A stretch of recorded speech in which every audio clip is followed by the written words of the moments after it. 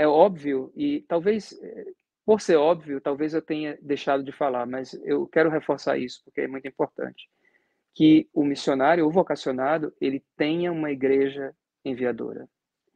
Ele tem uma igreja por trás dele, porque a obra missionária, ela não é da agência, não é a agência que envia o missionário. Quem envia o missionário é a igreja. A agência, ela apenas faz essa ponte, né, entre a igreja e o campo missionário, né? A agência, ela tem esse papel, né, de fazer essa conexão, mas biblicamente quem envia missionário é a igreja. Então, todo missionário, todo candidato tem que ter uma igreja enviadora. A agência, ela faz apenas essa interface entre a igreja enviadora e o campo onde o missionário vai atuar, ou o ministério no qual ele vai atuar no Brasil. Voltando para a sua pergunta agora de perfil, né? Essa questão, se precisa ter teologia, se não precisa ter teologia.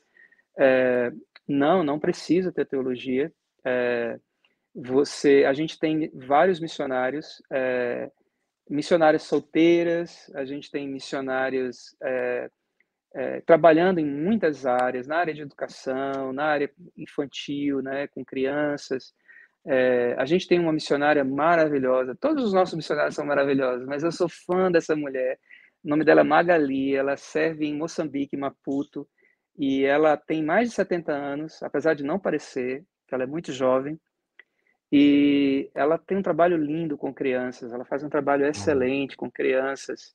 Ela está lá, eu acho que há 17 anos já em Moçambique, e um trabalho na área de educação cristã para crianças, e claro que entra sempre essa parte social, principalmente quando a gente fala da África, né?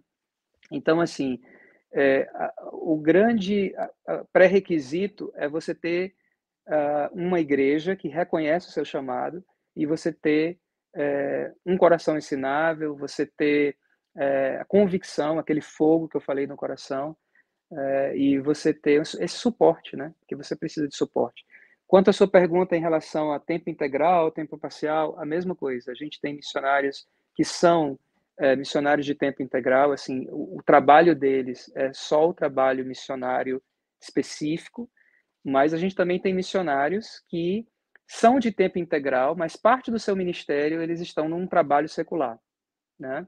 Hum, Eles, porque eu acredito que mesmo aqueles que trabalham em alguma outra área que não seja ligada à igreja, ou que não seja ligada àquele ministério tradicional, eles também estão exercendo seu ministério ali, né, onde quer que eles estejam envolvidos a nível de trabalho, né, porque eu acho que todos nós somos integrais para o reino, mas alguns têm um vínculo empregatício local. Interessante, a gente falou sobre isso a semana passada, né, Glauber? Por exemplo, no caso da Romênia em específico, se você vem com visto missionário, você não pode ter um trabalho aqui no país. O seu visto te impede de você ter um trabalho aqui. Então, se você vem para a Romênia com visto missionário, você não pode trabalhar na Romênia em alguma área aqui. Então, depende muito de país para país, mas uhum. existe muita liberdade e cada caso, né, é visto. O nosso diretor, Cassiano Luiz, ele é o diretor da CEPAL, ele foi durante muitos anos também o diretor da NTB, trabalhou com Visão Mundial no Brasil. Hoje também ele é presidente da Aliança Evangélica Cristã Brasileira. Então, ele é alguém que tem muita experiência. E o Cassiano, ele tem um perfil que eu gosto muito, que ele diz assim, e o Cassiano, assim, ele está na CEPAL há muitos anos. Ele trabalhou e trabalha com todos esses movimentos, mas sempre sendo missionário da CEPAL. Né? Porque, como eu falei, a CEPAL é uma agência plataforma. E o Cassiano, ele sempre diz assim, a gente tem que ter o mínimo de estrutura possível, de peso de estrutura possível, para que a gente possa realmente dar essa liberdade e essa flexibilidade e essa naturalidade aos nossos missionários. Uma coisa que às vezes a gente vê em ambientes denominacionais, e aqui não é nenhuma crítica a nenhuma agência missionária denominacional, porque eu sempre admirei e amei, e tenho muitos colegas trabalhando em agências assim, Mas, às vezes, em alguns ambientes, você vê uma estrutura muito pesada e uma hierarquia muito bem definida, e você não tem muito acesso às pessoas que estão ali no topo, né. Glauber, justamente porque na CEPAL o nosso nome inclui a palavra serviço, a visão é justamente oposta.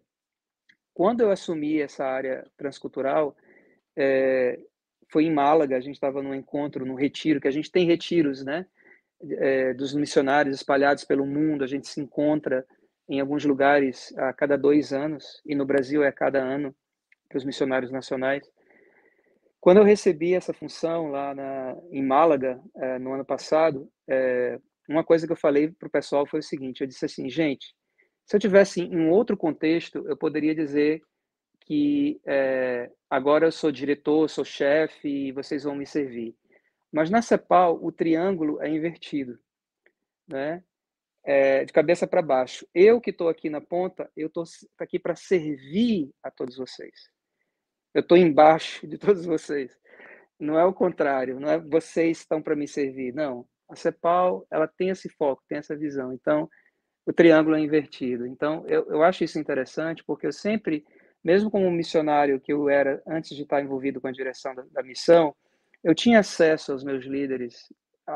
Existe um clima de amizade, de liberdade, de acesso muito fácil. Não existe esse peso de cargo, de função. E a função ela é vista, como eu falei, nesse papel de servir. Agora eu vou servir mais missionários. E a gente busca ter isso aí mesmo. Isso, liderança servidora é a liderança de Jesus.